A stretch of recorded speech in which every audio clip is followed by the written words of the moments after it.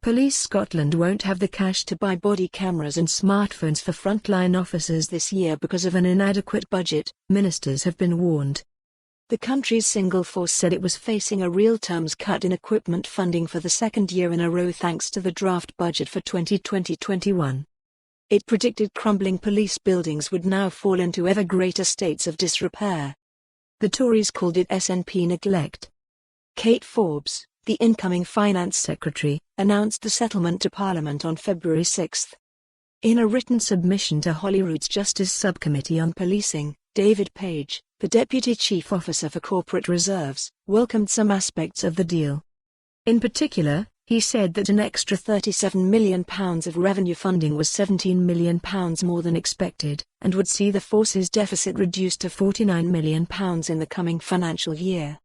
However, he said the force remained disappointed that the long-term trend was for Police Scotland to be structurally underfunded.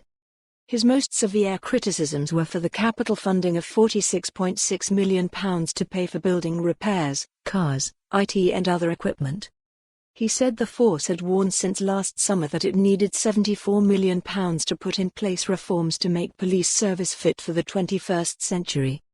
However, the £46.6 million was only £3.5 million more than in 2019-20. And once an extra £5 million ring-fenced for greener vehicles was deducted, there was actually a real terms reductions on last year, which is the second consecutive year our available capital has reduced.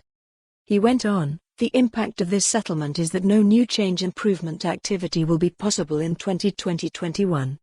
This means, for example, that we will only be able to issue mobile devices, smartphones, to some of our officers, nor will we be able to commence the work to equip Police Scotland officers with body-worn video, BWV. This equipment, which is basic equipment issued to officers in England and Wales, was one of the key recommendations made by Dame Elisha-Jolini's independent review into complaints handling, investigations and misconduct issues. This is a vital piece of equipment to assist in the safeguarding of officers' health and safety and can be a key tool in the investigation of complaints against the police. It also means that there will be less than half the level of funding required to maintain the policing estate at its current low level, so further deterioration and failure can be expected in 2020-21.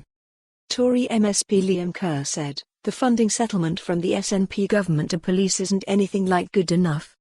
And there's no excuse for this underinvestment, given the huge swathes of cash going into policing down south, which means the SNP has barnet consequentials to spend here."